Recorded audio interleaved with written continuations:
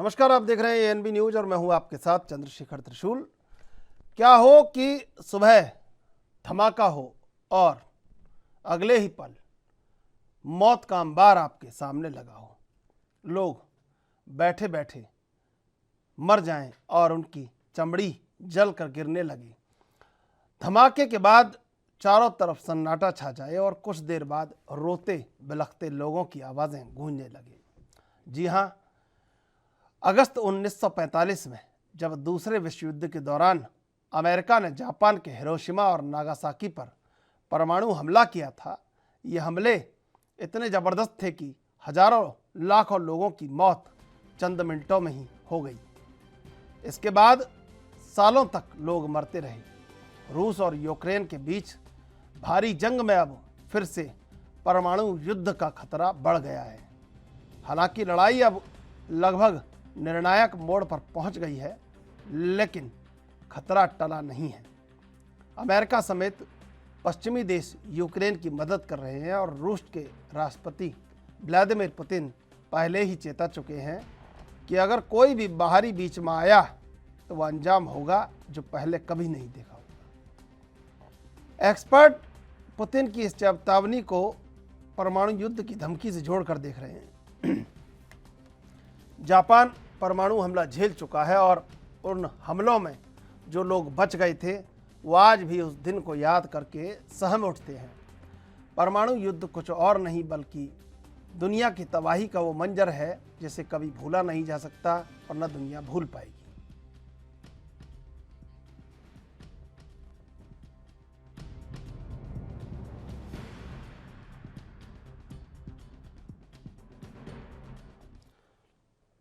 और इसी मुद्दे पर आज चर्चा करेंगे दो मेहमान इस समय हमारे साथ जुड़ चुके हैं। रिटायर्ड कर्नल टीपीएस त्यागी और सर्वेश्वर पाठक, आप दोनों का स्वागत एएनबी न्यूज पर। त्यागी जी, सबसे पहले आपके पास आएंगे। ये जो युद्ध बढ़ता जा रहा है और विभीषिकाएं जिस तरह देखने को मिल रही हैं और नियंत्रण दुनिया का किसी का है नहीं किसी के ऊपर, और पुतिन की जबान भी लड़खड़ा जाती है बोलते बोलते। वो एक तरफ तो कहते हैं कि रूस को बर्दाश्त नहीं किया जाएगा और फिर दूसरी ही लाइन में कह देते हैं कुछ देर बाद कि सेना भी नहीं भेजेंगे।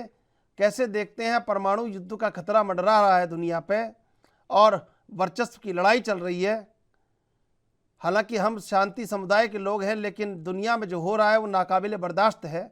लेकिन अब इसका अंजाम क्या होगा? पुतिन ने जो आप कह रहे थे कि लड़खड़ाती जुबान है, तो लड़खड़ाती जुबान में ये कहा था कि मेरे और यूक्रेन के बीच में होने वाले युद्ध में अगर कोई दूसरा आया तो वो होगा जो पहले कभी नहीं देखा होगा। अब यहाँ से क्या चीज निकाली जाए, क्या अंदेशा निकाला जाए? युद्ध तो होते रहे हैं, वो होगा जो पहले कभी नहीं देखा होगा, वो तो न्यूक्लियर युद्ध ही है। अब आप कल्पना कीजिए कि अमेरिका और नाटो ने अपने हथियार, दुनिया भर की मदद, पैसे और उकसाने का काम यूक्रेन के लिए किया और रूस के ऊपर प्रतिबंध के बाद प्रतिबंध, अब चाहे हॉलैंड हो, पोलैंड हो, नीदरलैंड हो, जर्मनी हो, फ्रांस हो, कनाडा हो, जापान हो, अमेरिका हो, सबने प्रतिबंध, international monetary fund, world bank, यानी कि एक व्यक्ति को या एक देश को कॉर्नर में ऐसे ले जाके खड़ा कर दो और पहले ही उसके टूटे हुए देशों को नाटो में शामिल कर लो और उन देशों में अपनी मिसाइल, न्यूक्लियर मिसाइल तैनात कर दो, डिप्लॉय कर दो बॉर्डर के ऊपर, तो वो क्या करेगा? जब आदमी की कमर और दीवार के बीच में कोई जगह नहीं रह जाती तो वो रिटेलिएट करता है। और वो रिटेलिएट कैसे करेगा? अब अगर स्थिति गड़बड़ा गई और उनको ये ऐसा लगा कि अब मेरे लिए इकोनॉमी के हिसाब से और कन्वेंशनल वार के हिसाब से सामना करना मुश्किल है, तो वो न्यूक्लियर वार का सहारा लेगा। हालांकि ये सच है कि जो ब्रह्मास्त्र हैं वो दिखाने के लिए होते हैं, चलाने के लिए नहीं होते। लेकिन फिर भी ये भी समझ लें कि आज की तारीख में दुनिया में न्यूक्लियर पावर में जो आर्सेनल रशिया के पास है वो अमेरिका के पास भी नहीं है।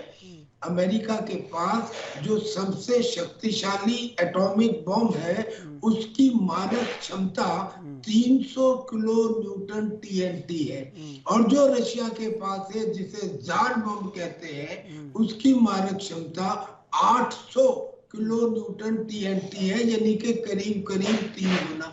उसके पास डूम्सडे बम भी है, उसके पास वो न्यूक्लियर सबमरीन है रशिया के पास जो 50 एटॉमिक हथियार, 50 एटॉमिक बम एक साथ चला सकती है।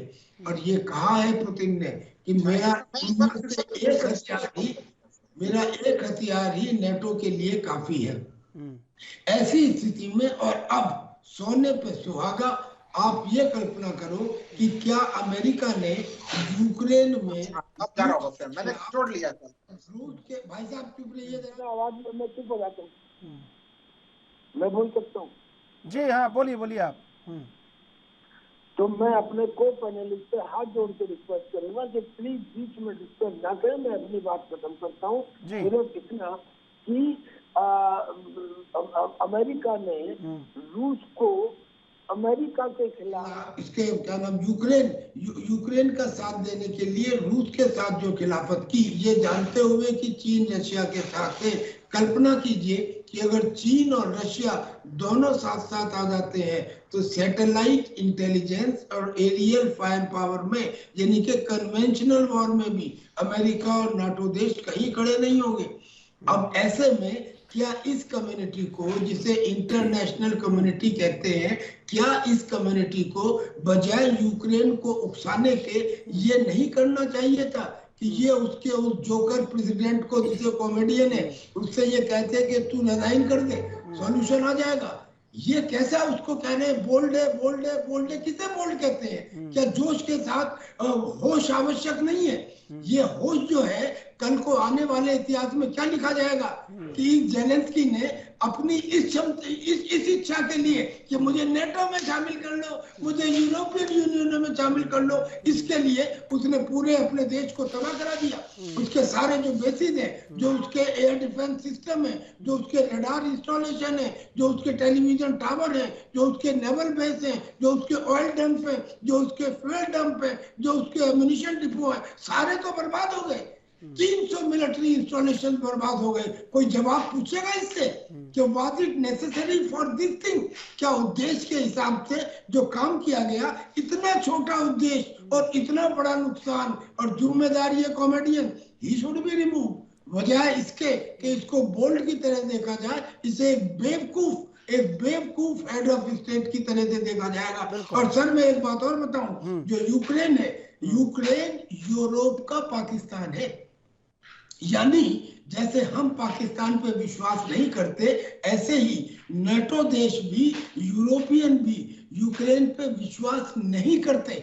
अगर करते होते तो पिछले 8-10 सालों से वो चिल्ला चिल्ला के कह रहा है कि मुझे यूरोपियन यूनियन में ले लो, ले लिया होता अब तक।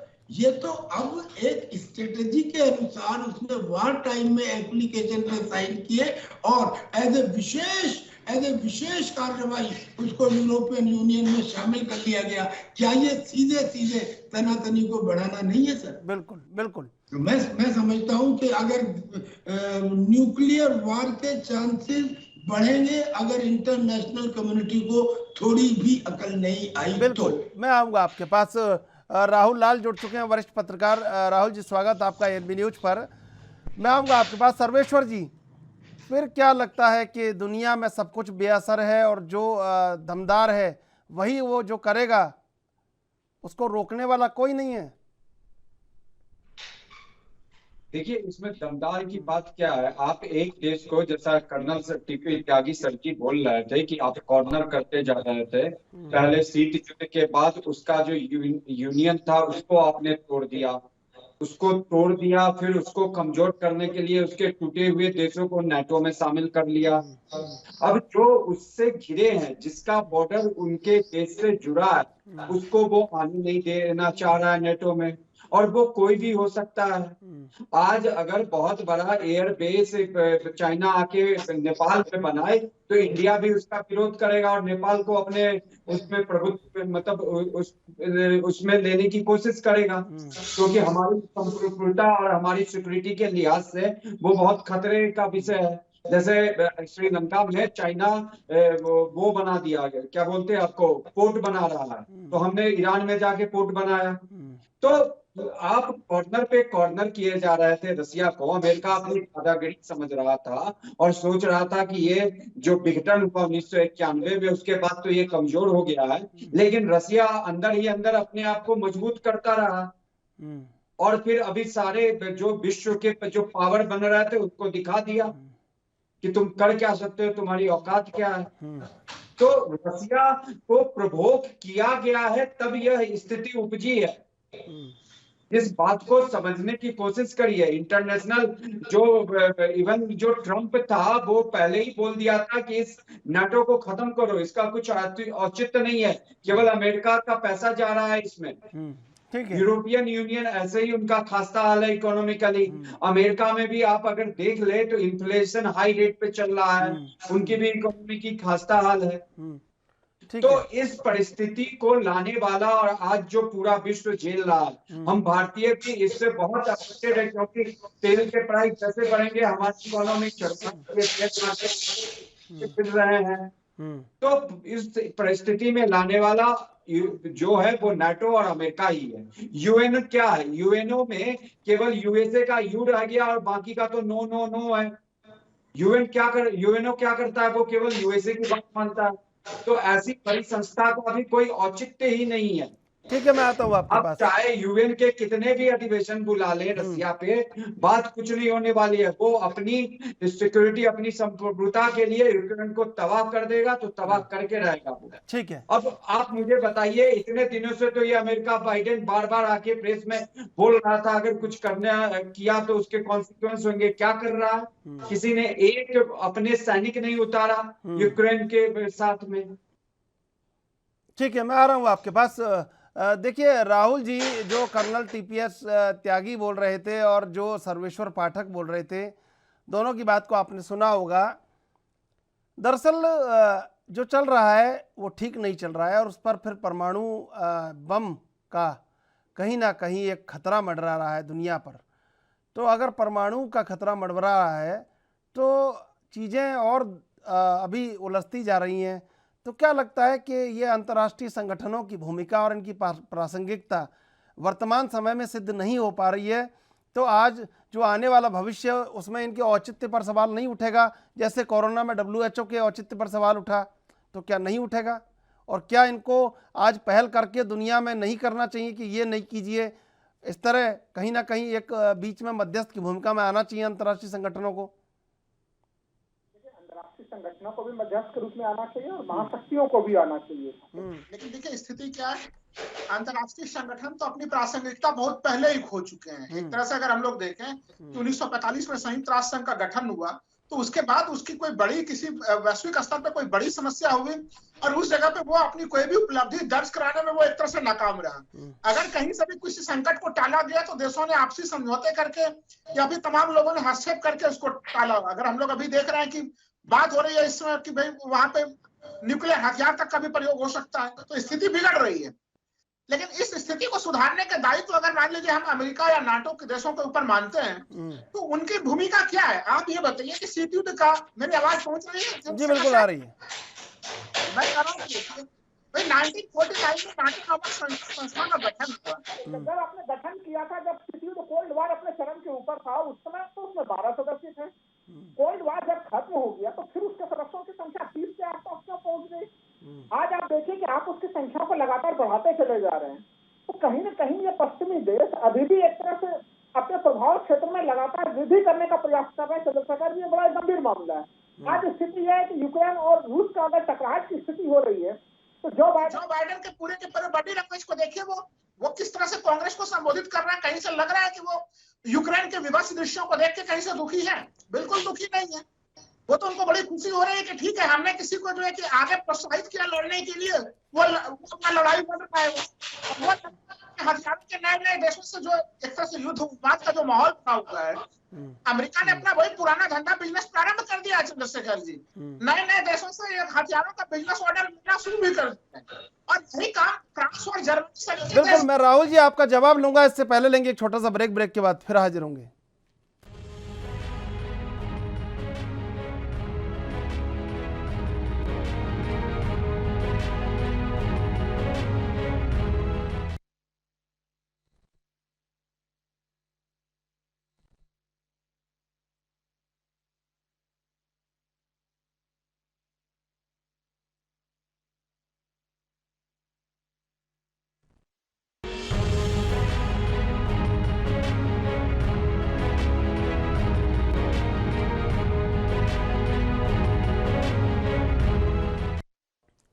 ब्रेक के बाद फिर हाजिर चलेंगे मेहमानों के पास। राहुल जी, देखिए, अंतर्राष्ट्रीय संगठनों की प्रासंगिकता, उनकी भूमिका और उनके औचित्य, इन तीन चीज़ों पर तो अब बहस पूरी दुनिया में चल रही है।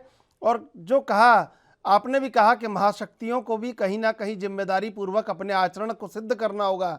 बिडेन भी जो कह रहे थे कि रूस को कहीं ना कहीं रोकना होगा, लेकिन उन्होंने अगली लाइन में कह दिया जो बिडेन ने कि अमेरिका सेना नहीं भेजेगा।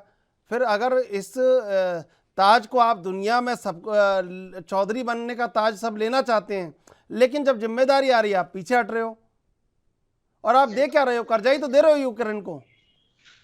मैं वही तो कह रहा हूँ कि देखिए अमेरिका बार बार जो है कि देखिए इस मामले पे एक्सपोज हो रहा है। हम लोगों ने अफगानिस्तान के मामले को लेकर देखा, भाई भारत ने क्या नहीं किया अफगानिस्तान में। हम लोगों ने तमाम तरह की चीजें वहां एक तरह से शांति वार्ता में जो एक अफगानिस्तान पीस प्रोसेस में भारत को जो एक स्टेक होल्डर मिलना चाहिए, वो स्टेक होल्डर की भूमिका भी भारत को नहीं मिली। और आपने अच्छा खासा चलते हुए देश को एकजुट आतंकवादियों को सौंप के चले गए।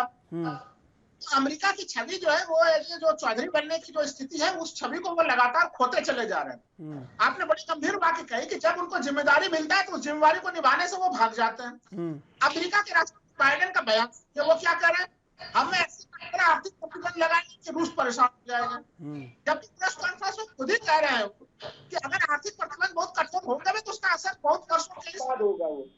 और आप जान लीजिए कि रूस ने बिल्कुल वो 2014 से उनके ऊपर लगातार आर्थिक प्रतिबंध लगी रहे हैं। उसके लिए पूरी तैयारी है। उन्होंने अपने डॉलर का रिजर्व, अगर मैं बताऊं कि जो पहले उनके विदेशी करेंसी का 50% होता था, उसको 15% पे ले आए। वो क्रिप्टो करेंसी पे वो अपना निर्भरता बढ़ा रहे हैं, वो गोल्ड पर अपनी निर्भरता बढ़ा रहे हैं। आप उनको आर्थिक प्रतिबंध लगा के आप उनको दाएं बाएं नहीं कर सकते। मैं तो एक उदाहरण दूंगा, ईरान के घटनाक्रम को ले लीजिए।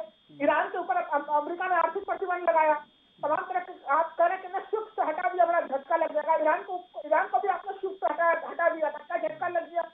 ईरान को तो बेल आउट पैकेज केवल चीन से मिल गया था। चंद्रशेखर बिल्कुल चीन ने उससे तेल खरीदना जारी रखा, ईरान को बेल आउट पैकेज मिल गया। तो ये जो इस प्रकार की जो बातें हैं, ये बड़ी बदकारी किस्म की बात है। अगर इस समय आप वहां पे अपना एक भी सैनिक नहीं भेज सकते और आप आर्थिक प्रतिबंध का नाटक कर रहे हैं, तो एक देश को देखिए, यूक्रेन बड़ा ही एक तरफ से जो है कि चाहे साइंस, टेक्नोलॉजी, विज्ञान किसी भी क्षेत्र में देखते बड़े खोज हुए हैं, बड़े आविष्कार वाला देश रहा है, बड़ा संसाधन वाला देश रहा है। उस देश को आप एक तरह से वहां पे अपना एक समर्थक राष्ट्रपति बैठा के उसको गलत गलत प्रलोभन देके उसको अपने युद्ध के मैदान में झोंक दिया। तो क्या उद्देश्य क्या है आपका?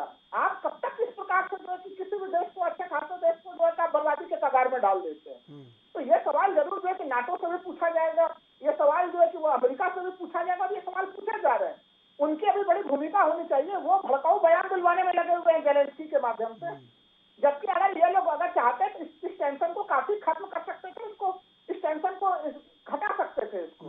अब आप बताइए, जेलेंस्की कह रहे हैं कि सामान्य नागरिक हथियार उठा लें। अब बताइए, सामान्य नागरिक अगर हथियार उठा रहे हैं अगर, तो फिर रूस के ऊपर रूस को फिर एक तरह से वो नागरिक सिविलियन क्षेत्र में भी हमला करेगा। क्योंकि अगर सिविलियन क्षेत्र से भी अगर उनको जवाबी कार्रवाई मिलेगी उनको, तो ये तमाम स्थितियां बड़ी विपरीत हालत में जा रही है। और मानवाधिकारों को लेकर मैं काफी चिंतित हूँ इस समय कि यूक्रेन की जो स्थिति इन महाशक्तियों ने बनाई वो बड़ी दुखद स्थिति है वहां पे। और सबसे गंभीर चिंता का विषय है कि हमारे काफी संख्या में छात्र अभी भी वहां पे फंसे हुए हैं। भारत सरकार जरूर एक्टिव हुई है वहां पे, लेकिन हम लोग देर से एक्टिव हुए हैं। पूरे दुनिया को पता था कि लड़ाई जो है कि बिल्कुल छिड़ने वाला है। दूसरे देशों ने फरवरी फर्स्ट वीक में ही अपने छात्रों को बाहर निकाल लिया था। हम लोग अब सोचिए, जब लड़ाई बिल्कुल सिर के माथे पर बिल्कुल मंडरा रहा है, तब हमारी तमाम कोशिशें शुरू हुई। मैं ईश्वर से कामना करूंगा कि भारत सरकार, क्योंकि पहले भी चाहे 1990 में कुवैत से हम लोग 2.25 लाख लोगों को निकालने में सक्षम हुए थे। 2015 में यमन में भी निकाला, 2003 में इराक से भी निकाला।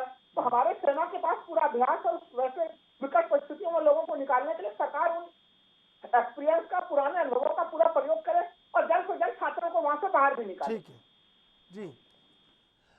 टीपीएस त्यागी जी, महाशक्तियां बेअसर हैं, नाकाम हैं, सिर्फ बयान जारी कर रहे हैं, और जो महान संगठन हैं वो सिर्फ चिंता जता रहे हैं, और मानवता का खतरा, लगातार मानवता पर खतरा मंडरा रहा है, दुनिया पर परमाणु बम का, परमाणु हमले का। तो अगर कुछ ऐसा होता है तो अकेले ये यूक्रेन और रूस की लड़ाई तो नहीं रह जाएगी फिर? बिल्कुल बिल्कुल। देखिए, पहले तो ये बताएं कि स्क्रीन पर हमें तो कहीं कुछ अपने दिख ही नहीं रहा है, ना हमें स्क्रीन पे आप दिख रहे हैं, तो आप इसे ठीक कर रही है सर। ठीक है।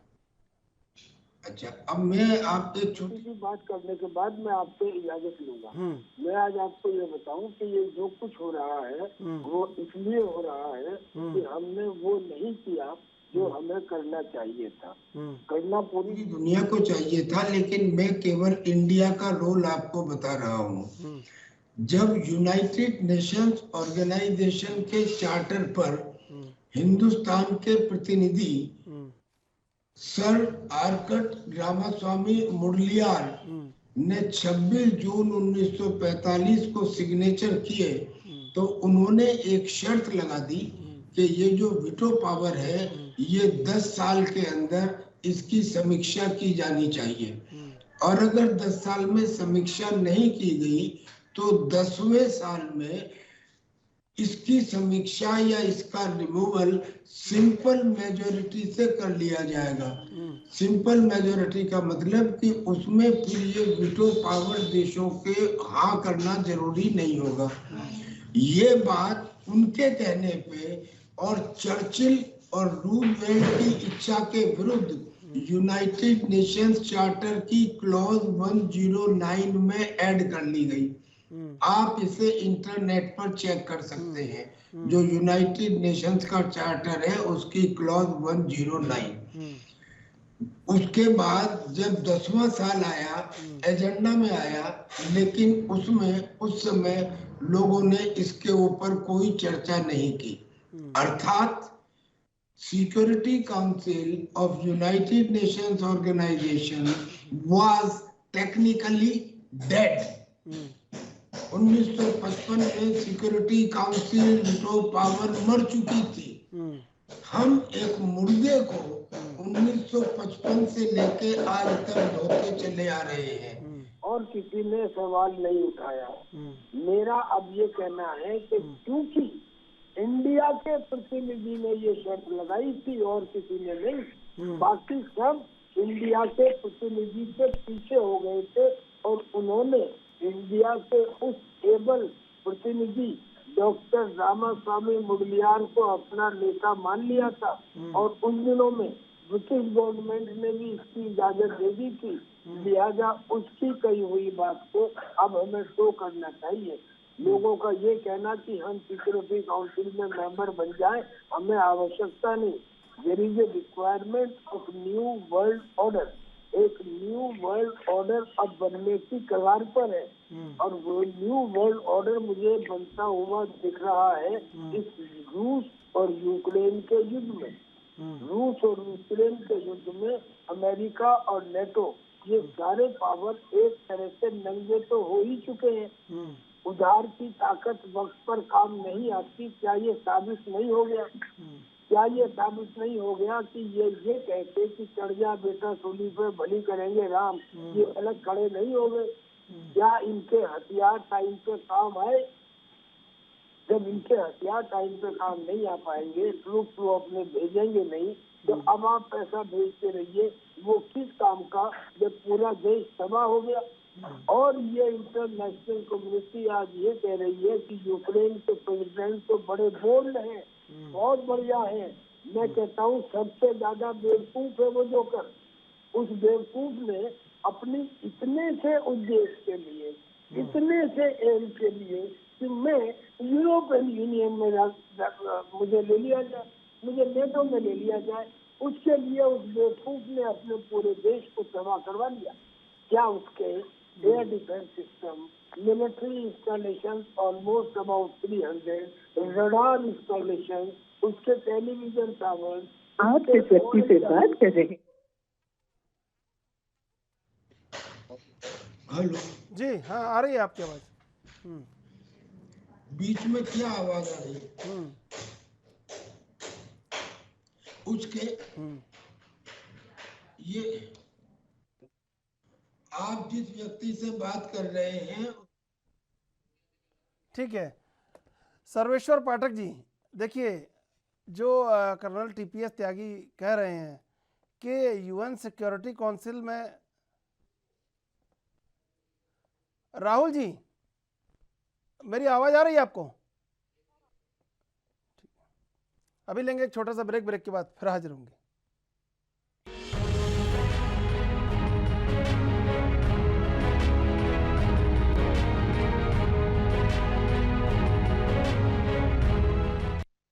चलेंगे मेहमानों के पास। राहुल जी देखिए, जो कर्नल टीपीएस त्यागी कह रहे थे कि यूएन सिक्योरिटी काउंसिल में 10 साल बाद के लिए कहीं ना कहीं एक जो बात कही गई थी उस पर भी अमल नहीं हुआ, और दूसरी बात कि ऑफिशियल स्टेटमेंट जारी नहीं किया जा रहा है कि कितने लोग रूस की तरफ से हताहत हुए हैं, कितने लोग, यूक्रेन भी कह रहा है हमने ये कर दिया है, लेकिन रूस की तरफ से कोई उसका काउंटर रिप्लाई नहीं आ रहा है अभी तक। देखिए, ये तो युद्ध के रणनीति में हम लोग जानते हैं कि इसमें कहीं न कहीं एक तरह से सूचना को लेके भी अलग अलग दावे किए जाते हैं। तो इसलिए वो कई सूचनाएं छुपाई भी जाती हैं, नहीं दी जाती हैं, या उसको अलग दूसरे समय पे दिया जाता है। तो ये तमाम चीजें हैं जो आप सही कह रहे हैं कि रूस की तरफ से बहुत तरह की सूचनाएं हम लोगों को नहीं मिल रही हैं। यूक्रेन कई बड़े बड़े दावे भी कर रहा है, वो कह रहा है 6000 सैनिक मार दिए, तो बड़ी बात है। लेकिन देखिए वो उनके दावे है कि हमने 6000 सैनिक मार दिए, लेकिन इन दावों की पुष्टि जो है कि कहीं से हो नहीं सकी अभी तक, या फिर वैसे कोई हम लोग को कोई वीडियो फुटेज वगैरह भी नजर नहीं आया है अभी तक। तो इसलिए थोड़ा और परमानेंट ढंग से ना मिले तो फिर इन दावों को स्वीकार करना भी युद्ध के मैदान के क्षेत्र से बड़ी मुश्किल सी चीज है। लेकिन एक चीज जो वहां पे बड़ी जो कठिनाई वाली चीज है कि ये युद्ध जो है कहीं न कहीं पुतिन जो जिस तरह से लड़ रहे हैं इसको, ये एक तरह से विस्तार लेता चला जा रहा है। आप देखिए कि शुरुआत में सभी लोग अनुमान लगा रहे थे कि संभवतः कीव के ऊपर बहुत जल्दी जो है कि कहीं न कहीं वो नियंत्रण स्थापित कर लेंगे, लेकिन पुतिन भी कहीं से हड़बड़े में मुझे नजर नहीं आ रहा है। जो उनकी तमाम पुरानी भी मैंने युद्ध शैलियां जिसको मैंने गौर किया है, तो कहीं न कहीं वो युद्ध को लंबा खींचकर भी सामने वाले के ऊपर दबाव बनाने का प्रयास करते रहते हैं। तो ये देखिए, ये उनकी रणनीति है। लेकिन आप देखिए बाइडेन ने सुबह सुबह जो बयान दिया उन्होंने कि देखिए कि कीव के ऊपर 6 दिन से लड़ाई चल रही है, लेकिन अब तक वो कीव पर नियंत्रण नहीं कर सके। तो देखिए आप एक वो महाशक्ति है, यहाँ से भी वो उकसाने वाला ही बयान दे रहे हो कि रूस की प्रतिक्रिया थोड़ी और तेज हो। तो आप इन महाशक्तियों से हम लोग क्या अपेक्षा करें? अमेरिका जैसे देशों से उनसे अपेक्षा नहीं की जा सकती है, जबकि ये लोग चाहते अगर तो यहाँ पे अच्छी से शांति स्थापित हो सकती थी। अभी आप संस्थाओं की बात कर रहे थे, देखिए संयुक्त राष्ट्र सुरक्षा परिषद तो क्या हालत है वो हम लोग देख ही रहे हैं। दूसरी जो अन्य और संस्थाएं हैं, मान लीजिए IAEA को ही देख लीजिए, वहां पे कई सारे परमाणु संयंत्र वाला जगह है, वो उनके तरफ से भी कोई बड़ी जो भूमिका हम लोगों को नजर नहीं आई कि वही कोई प्रयास करते कि कम से कम चलो ठीक है लड़ाई हो, लेकिन लड़ाई किसी भी रूप में जो है कि वो न्यूक्लियर स्तर पे ना जाए। वहां पे रेडिएशन से, चेरनोबिल से कुछ रेडिएशन की समाचार भी आए थे, हालांकि रूस ने उसका खंडन किया। लेकिन युद्ध क्षेत्र में अगर वहां पे कुछ परमाणु संयंत्र से रिसाव हो तो वैसे चीजों को लेके चंद्रशेखर साहब आखिर IAEA क्या कर रहा है? ये सवाल तो उस संस्था से भी पूछा जाएगा कि आप कहाँ पे हैं अभी, आपकी क्या भूमिका है, आप क्या प्रयास कर रहे हैं वहां पे ना आपकी सुरक्षा प्रदान करने के लिए, ना आपकी संयंत्र सुरक्षित रहे लड़ाई के मैदान में भी। तो तमाम संस्थाएं बिल्कुल ही युद्ध के मैदान से गायब है, तो उनकी प्रासंगिकता पर सवाल तो उठेंगे। जी सर्वेश्वर जी, देखिए जब कोरोना आया तो कहीं ना कहीं सबकी निगाहें लगी पूरी दुनिया की WHO पर, लेकिन जो गैर जिम्मेदारी निकल के सामने आई उससे लगा कि अंतर्राष्ट्रीय संगठन जो कई वर्षों से डंका पीटा जा रहा था कि WHO बहुत अच्छा काम कर रहा है, लेकिन जब पोल खुली तो सामने आ गया। और अब जब रूस ने यूक्रेन के खिलाफ युद्ध छेड़ा है तो नाटो और कई बड़े संगठन, UN, इनसे भी और काफ़ी बड़े संगठन जो इनके समकक्ष कई जो देशों ने बना रखे, कहीं किसी की प्रतिक्रिया नहीं है। तो फिर क्या लगता है ये सब पॉकेट ऑर्गेनाइजेशन है कंट्रीज के लिए, जो महाशक्ति के लिए, या कहीं ना कहीं किसी को निकल के सामने आना चाहिए था? आज जब युद्ध बढ़ता जा रहा है, परमाणु हमले का खतरा लगातार देश पर मंडरा रहा है, दुनिया पर मंडरा रहा है, क्या कोई देश इससे अछूता रह जाएगा? फिर क्यों गंभीरता से आज बाइडेन जिस तरह बयान देते हैं कि रूस के ऊपर कार्रवाई होगी, फिर कहते हैं हम सेना नहीं भेजेंगे? तो कोई होगा ऐसा जो जिम्मेदारी लेके ये कहेगा कि नहीं, ये रोकना चाहिए? देखिए त्रिशूल जी, अभी जिम्मेदारी कौन लेगा? हाँ। सबसे बड़ी बात है कि वर्ल्ड ऑर्डर में दो बड़े देश थे, रसिया, अमेरिका। अमेरिका अपनी आदतों से बाज नहीं आ रहा था, उसको उकसा उकसा के आज यूक्रेन को आज ये हालत किया है। रही बात जो आपने कहा कि हु का कोरोना पीरियड में, तो हमने सबने पूरे विश्व भर ने देखा कि चाइना का कोरोना फैलाने में कितना बड़ा योगदान था, लेकिन वो सशक्त देश अमेरिका, चाहे रसिया भी, किसी ने कुछ भी नहीं बोला चाइना को। और जो चल रहा था वैसे ही चाइना ने हु को अपने पॉकेट में रख लिया। इतनी पंपिंग की मनी की उनके कि वो कुछ बोल नहीं सका सही से, ये भी नहीं बोला कि हाँ चाइना से ही ये वुहान वायरस आया, और हमारी बहुत सारी मीडिया ने कहा नहीं इट्स वुहान वायरस। लेकिन बाकी के देशों में देखिए, उन लोगों ने अगर कोई स्ट्रेन स्टार्ट हो गया साउथ अफ्रीका से, तो उसको साउथ अफ्रीका स्ट्रेन का नाम दे दिया। तो ये एक जो गैर जिम्मेदाराना हरकत थी हु की, उसी तरह जब से ये यूएन बना है वो यूएसए के अधीन ही था, जो यूएस कहता था वही चलता था। अब जैसा कि त्यागी सर ने बताया था कि जो यूएन चार्टर में वीटो का जो पावर था, वो सभी की सचमुच समीक्षा होनी चाहिए। कब 1945 में गठन हुआ, आज 2022 है, उस समय जो गठन हुआ उसमें समय की परिस्थितियां अलग थी, आज की परिस्थितियां अलग है। मिडिल ईस्ट के कितने देशों में टेररिज्म और हम झेल रहे हैं, और लड़ाई कितने दिनों से चल रही है, और अब ये यूक्रेन का है। तो यूएनए की जो भागीदारी है उसको मतलब सक्रिय बनाने के लिए, या एक कहते हैं ना कि यूएन टूथलेस टाइगर है, तो उसको एक मतलब असली का टाइगर बनाने के लिए हर एक देश को आना पड़ेगा। और मेरे ख्याल से ये जो नया वर्ल्ड ऑर्डर बनेगा उसमें भारत की एक अहम भूमिका होगी। भले चाइना अपने आप को बहुत मतलब एवरी साइड से मजबूत कर लिया है, लेकिन हम भी पीछे नहीं है। देखिए आज अमेरिका यूएस पे ने रसिया पे प्रतिबंध लगा दिया, इवन उनकी स्विफ्ट जो ट्रांजैक्शन होते थे, जो इंटरनेशनल ट्रांजैक्शन, और जो रसिया के जितने भी फॉरेन करेंसी थे, करीब कितने जो उनकी करीब 600 बिलियन से ऊपर की, जो 630 बिलियन से ऊपर की डॉलर, 630 बिलियन डॉलर की जो उनकी फॉरेन करेंसी थी, उस पे भी सैंक्शन लग चुका है। तो जो वर्ल्ड ऑर्डर है उसको अगर इसमें आना पड़ेगा रोकने के लिए, तो एक निगोशिएशन टेबल पे ही आना पड़ेगा। अगर कोई दादागिरी दिखाएगा तो रसिया किसी की बर्दाश्त नहीं करेगा, क्योंकि रसिया को अंदाजा और भांप लिया कि कौन कितने पानी में है। और अभी अगर देखा जाए सब कुछ मिला के, तो रसिया का अपर हैंड है। रसिया को यह पूरी भली भांति पता था कि उस पे सैंक्शन लगेंगे ही लगेंगे। उनके जो रावल खुद की उनकी जो करेंसी है वो नीचे डाउन होगा, या उनकी इकोनॉमी पे जो आर्थिक है गहरा संकट आएगा। लेकिन वो सारी तैयारियों के करने के बाद इस मैदान में कूदा है, ऐसे ही नहीं पुतिन कूद पड़ा है। उसने सारे संभावनाओं का जुगाड़ कर लिया होगा, तब आया है। अब रही बात की इस चीज का समाधान क्या है। अब इसके समाधान के लिए अलबल भाषण देने के बदले यूएस को, यूके को और यूरोपियन कंट्री को आपस में, और जो भी एशियन कंट्री है उनको भी साथ में लेके एक मतलब जो निगोशिएशन टेबल पे आना पड़ेगा, और रसिया को भी बुलाना पड़ेगा, और सर्व सामंजस्य से बात करनी पड़ेगी, तभी जो शांति बहाली हो सकती है। ऐसे तो नहीं हो सकती। चाहे यूके बोलेगा हम हथियार भेज रहे हैं, हम पैसा भेज रहे हैं, उससे यूक्रेन का कोई भला नहीं होगा। वहां के आम नागरिक मारे जाएंगे और दुर्गति वहां के आम नागरिकों की होगी। राहुल जी देखिए, सर्वेश्वर पाठक ये कह रहे हैं कि भारत की भूमिका और मजबूत होगी, तो हमारी भूमिका कितनी मजबूत होगी और किस परिप्रेक्ष्य में होगी, ये मैं आपसे जानना चाहता हूँ। देखिए, मजबूत हो सकती है इन मामलों में, क्योंकि भारत की अपनी एक शक्ति तो है ही। लेकिन हम लोग कभी भी इस तरह की भूमिका में, मान लीजिए कि जो संकट यूरोप की स्थिति में आई है या अन्य देशों में तनाव की स्थितियां आई है, तो उसमें भारत ने अब तक उस रूप में, जिस रूप में उसकी शक्ति है, उस रूप में भारत ने रुचि नहीं लिया। मान लीजिए अभी यही संकट चल रहा है, तो इसमें भी एक मध्यस्थ की बड़ी भूमिका भारत निभा सकता था, क्योंकि देखिए दोनों तरफ हमारे मित्र देश ही हैं। रूस के साथ भारत जितने कितने घनिष्ठ रिश्ते हैं, परंपरागत तौर पर हमारे उनके साथ घनिष्ठ रिश्ते रहे हैं।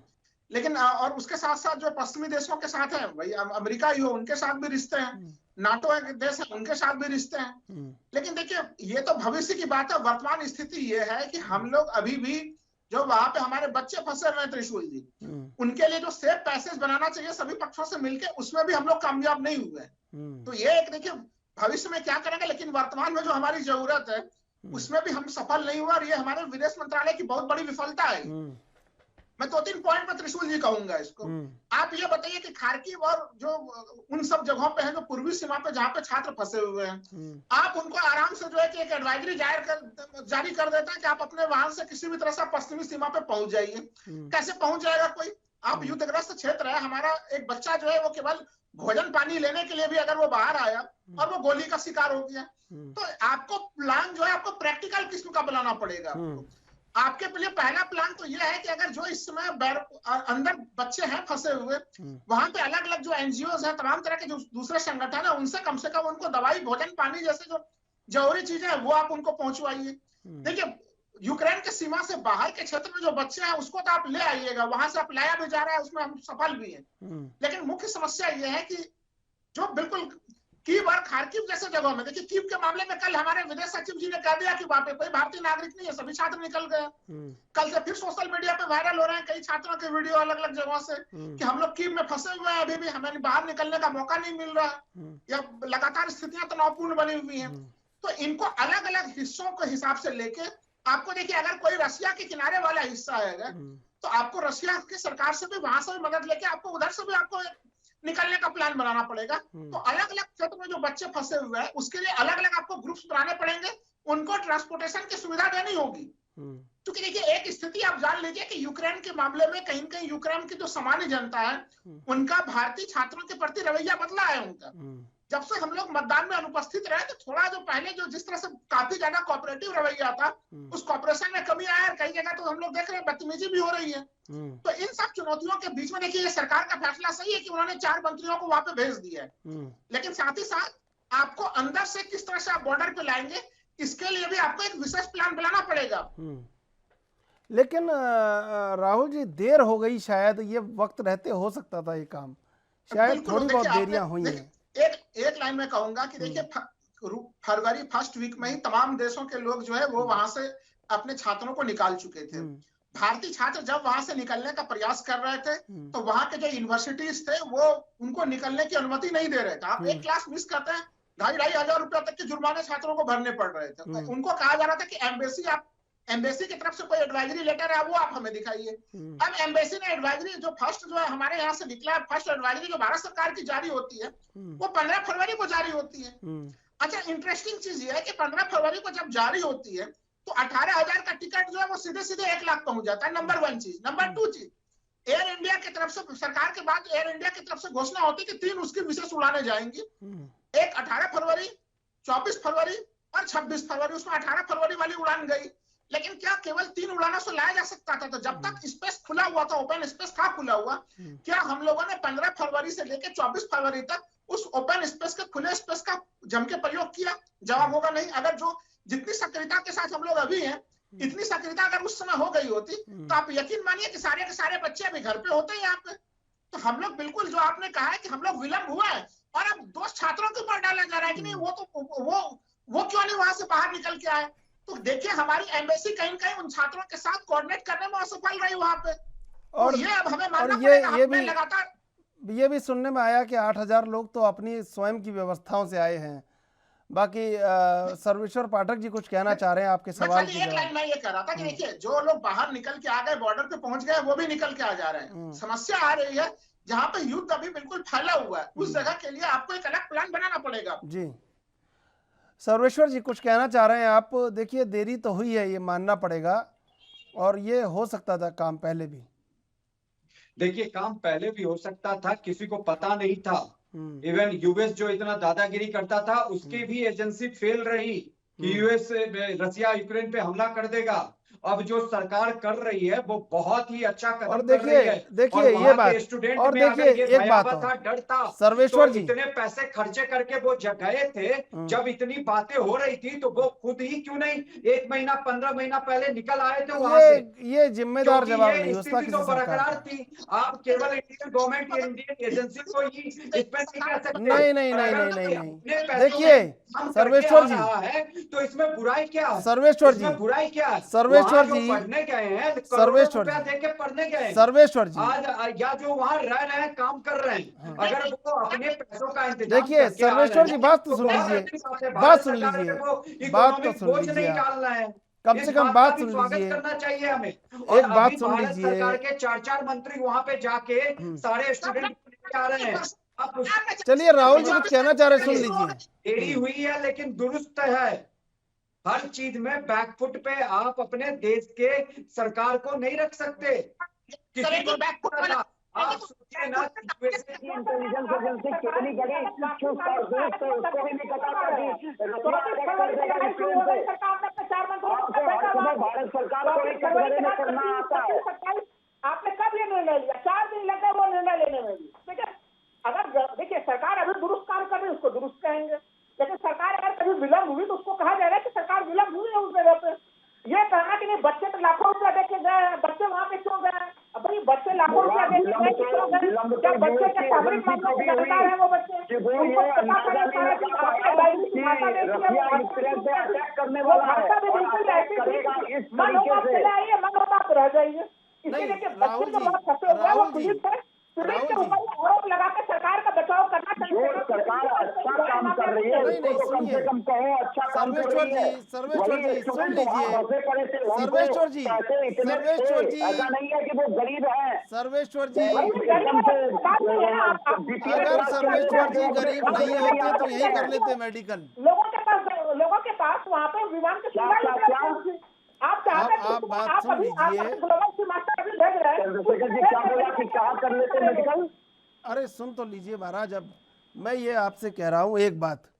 सबसे पहले तो नागरिक पर संकट के समय सरकार पिता और माता की भूमिका में होती है।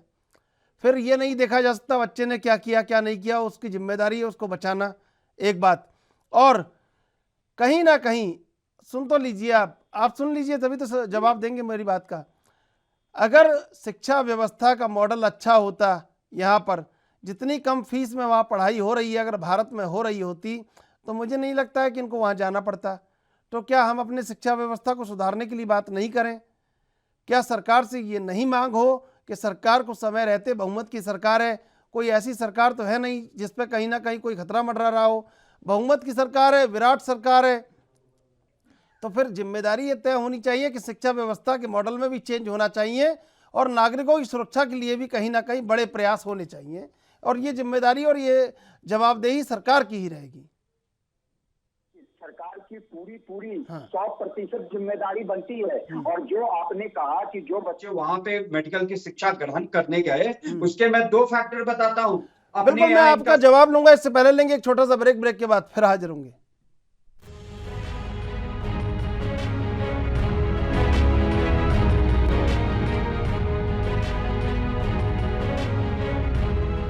सीधे चलेंगे मेहमानों के पास। सर्वेश्वर पाठक जी, देखिए सरकार नागरिक पर संकट के समय पिता की भूमिका में होती है और सरकार के ही प्रति जवाबदेही होगी। और दूसरी बात, बहुमत की सरकार है, कहीं ना कहीं शिक्षा व्यवस्था में बड़े बदलाव को लेकर अगर सवाल कोई किया जाएगा तो वो सरकार से ही किया जाएगा। और मुझे लगता है आपको दोनों बातों से मेरी से इत्तेफाक होगा। चंद्रशेखर जी, मैं आपकी बात से पूर्णतया सहमत हूं कि संकट की इस भूमिका में सरकार की ही जिम्मेदारी होती है। मिडिल ईस्ट के कितने देशों में, सीरिया, यमन, इस सब में युद्ध हुआ था, सरकार अपनी पूरी भूमिका निभा के वहां से हर एक नागरिक को सुरक्षित लाई कि नहीं लाई। उसी तरह यूक्रेन से भी सब सुरक्षित आ रहे हैं और वो अनप्रेसिडेंटेड हो गया, एक छात्र की मौत हो गई, तो लड़ाई चल रहा है। रही बात की शिक्षा की व्यवस्था, आपने सही कहा, अगर हमारे आजादी के इतने वर्षों से देश में एक एम्स था, जब से बीजेपी गवर्नमेंट वाजपेयी जी भी आए थे तो उन्होंने आईआईटी और एम्स की स्थापना की बातें हर एक राज्य में ऑलमोस्ट की थी। यूपीए गवर्नमेंट आया, उसको ठंडे बस्ते में डाल दिया, सिवाय एक एम्स का सैंक्शन करके। आज देश में टोटल 24 एम्स बन गए। कल या परसों ही प्रधानमंत्री जी ने मणिपुर में भी अनाउंस किया है कि वहां नया एम्स बनेगा। अगर और 19 अभी उसमें फंक्शन है, भले कोई एम्स 2 या 3 डिपार्टमेंट के साथ फंक्शन हो, लेकिन इंफ्रास्ट्रक्चर हमारी बढ़ रही है शिक्षा के व्यवस्था में। दूसरा जो फैक्टर है, हमारे यहाँ जो मेडिकल के एंट्रेंस, इंजीनियरिंग के एंट्रेंस होते हैं, उसमें आरक्षण भी लागू होता है। अगर 90% पे जनरल कैंडिडेट सेलेक्ट होते हैं तो जो 89% वाला है वो जनरल कैंडिडेट कहाँ जाएगा? और वो अगर धनाढ्य है तो वो इन देशों की तरफ जा रहा है। आप यूक्रेन, रसिया तो छोड़ दीजिए, चाइना में भी, वुहान में आपको याद है हमारे मेडिकल स्टूडेंट ही फंसे पड़े थे जब कोरोना वायरस आउटब्रेक हुआ था।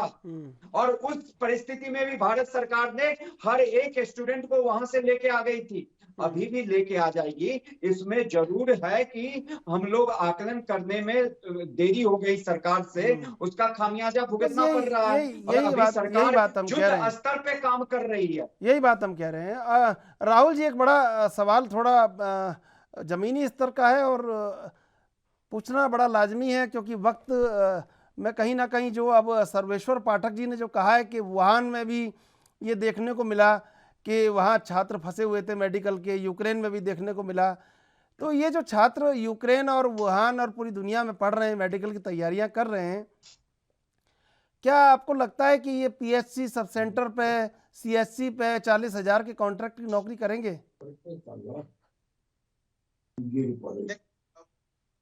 सवाल है, संभवतः वो नहीं करेंगे। लेकिन देखिए, 2-3 चीजें हम लोग को समझना पड़ेगा। देखिए, अब मुद्दा यहाँ पे हम लोगों को दो चीज, जो सबसे बड़ा चीज है, मैं थोड़ा मामले के ऊपर ही आ रहा हूँ, वो देखिए आप सही कह रहे हैं, भारी भरकम फीस करेंगे तो वो ग्रामीण क्षेत्रों में कितनी सेवा देंगे, ये सवाल बना हुआ रहेगा। लेकिन भारत में डिमांड और सप्लाई की स्थिति जो स्वास्थ्य सेवाओं की है वो अभी भी गड़बड़ है। हम लोग देख रहे हैं कि अगर एक तरह से WHO के आंकड़ों के अनुसार 1,000 की आबादी पे एक डॉक्टर होना चाहिए, तो भारत में लगभग 13,000 की आबादी पे एक डॉक्टर है। तो हमारी स्वास्थ्य सुविधाएं कमजोर हैं। और यहाँ पे चूंकि मेडिकल कॉलेज कम है तो छात्र बाहर पढ़ने के लिए जा रहे हैं। लेकिन जो दूसरी चीज है कि वो अब वहां गए, मेरा सवाल ये है कि देखिए क्या स्थिति आप देख रहे हैं यूक्रेन में कहीं का इन छात्रों को भी, देखिए मैं खुल के कह रहा हूँ, जेलेंस्की इन छात्रों को भी ह्यूमन शील्ड के रूप में यूज करना चाहते थे। मैं गंभीरता के साथ इसलिए कह रहा हूँ, 24-25 जनवरी के आसपास से ही आप देखिए कि ये छात्र वहां से निकलना चाह रहे थे और इनके यूनिवर्सिटीज के द्वारा इनके ऊपर तमाम दबाव बनाए जा रहे थे। पहले क्लास जो है कि ऑनलाइन हो रहे थे पहले, लेकिन जैसे जैसे देखिए सरकार को तो पता था कि हम तनाव की तरफ बढ़ते चले जा रहे हैं। इन्होंने पहले तो ऑनलाइन क्लासेस को बंद करा के जबरन जो है कि ऑफलाइन क्लासेस शुरू कराए कि ये छात्र वहां पे पहुंचने के लिए बाध्य हो। जब ये लोग वहां से निकलने का प्रयास कर रहे थे तो मैं आपको बहुत सारे छात्रों से जो वार्तालाप हुई है उस आधार पर त्रिशूल जी मैं कह रहा हूँ कि इनको एक तरह से ये लोग एम्बेसी से जब मदद लेना चाह रहे थे तो वो एम्बेसी मदद नहीं कर रही थी। तो एम्बेसी कहीं न कहीं उस समय इन छात्रों के संपर्क में नहीं थी। जब मामला बहुत ज्यादा बढ़ जाता है तब 15 फरवरी के आसपास एम्बेसी की नींद खुलती है। ये छात्र 2-3 फरवरी के आसपास से ही काफी, 2-3 फरवरी छोड़ दीजिए, जनवरी लास्ट वीक से ही एक तरह से उनके शोरगुल वो मचा रहे थे कि हम लोगों के ऊपर ध्यान दिया जाए, दूसरे देश निकालने के प्रोसेस को शुरू कर रहे हैं। ये कहना कि लड़ाई नहीं होगी, आकलन में गड़बड़ी हुई। देखिए तमाम पश्चिमी मीडिया के अगर समाचारों को देखिए तो वो 15 फरवरी से ही कह रहे थे कि 15 को होने वाला है, 17 को होने वाला है। तो 15 और 17 को नहीं हुआ, लेकिन वो 24 फरवरी को हो गया वो। तो इसलिए ये कोई छुपी हुई चीज नहीं थी, पश्चिमी देशों की इंटेलिजेंस रिपोर्ट थी और वो उस हिसाब से सारी घटनाक्रम घटी भी है। लेकिन मैं कह रहा हूं एक संभावना भी है, अगर त्रिशूल साहब कि ऐसी कुछ बड़ी होने की संभावना है, ठीक है वो घटना नहीं भी घटती तो आपको उसके बावजूद भी निकासी का कार्यक्रम टाइम पे शुरू करना चाहिए। सरकार इसमें यह आरोप नहीं लगा सकती कि उनके पास तो पैसे थे, वो तो वहां क्यों चले गए, वो अपने पॉकेट से पैसे लेके आ जाते।